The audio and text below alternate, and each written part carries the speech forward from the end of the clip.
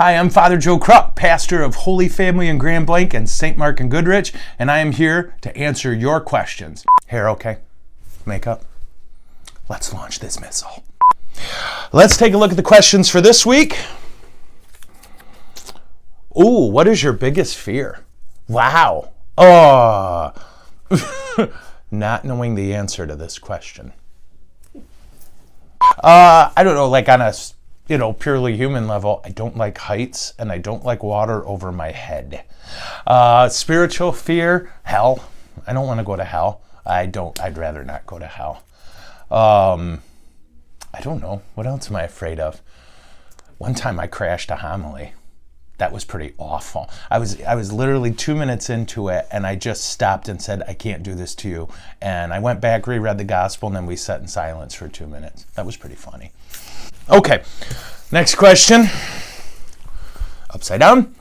Have you read any good books lately that you would recommend? Oh my gosh, yes. I read and read and read and read and read, and then I read more because I love reading. We're the only things God made, I think, that can read. So you should read. What am I reading that I would like? I just finished like this huge 5-volume set on Genghis Khan and the Mongolian Empire, and that was really cool. Also, Brain Candy. I'm trying to remember. I just started a book last night, in fact. Black Autumn, I think. But I'm only like 4 pages in and I fell asleep. And then I'm spiritual reading. I'm reading the book Be Healed. And I would tell you who wrote it, but it's not in my head.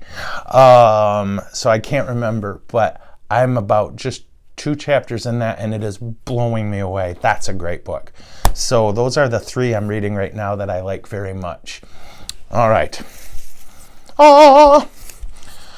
When praying about a decision, do the voices sound like they are in your head or as if someone is whispering them into your ear? I don't know if I technically hear a voice. It's more, I guess, maybe in my head, because what I often will get is what I call an unbidden thought. I'll be praying about, Lord, what do you want me to do? And there's a good way to pray that. And I stole this from Pope Francis. Don't tell him. He said, pray that you hear God's voice above all others, especially the best ones. That we don't want to enslave ourselves to purely human logic. So when I've got a big decision to make and I pray about it, I often wait till I have a thought that doesn't belong to me. I don't know how to explain that, and I hope it makes sense, but I have a way I know I think and perceive the world, and when something very different from that pops up, I tend to think that's probably the Lord. I like to discern everything just because I don't want to do it all on my own. So when you don't know what to do, pray, listen for the Lord, and then follow the most intelligent course. And ask God. I'm serious. I say this all the time. Lord, stop me if this isn't what you want.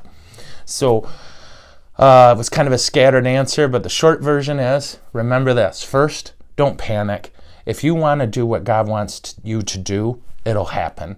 He might have to knock some things over on his way, but he'll fix any errors we make because we surrender to him.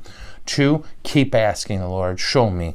And then 3, don't enslave yourself to human logic, because that can only take you so far. Human logic would never have put Jesus on a cross, and that worked out really good for us. It's in the Bible. Check it out. Thanks for tuning in. Be sure and send in your questions, and we will get after them next time. Until then, let's be careful out there. What show? Hill Street Blues. Thanks.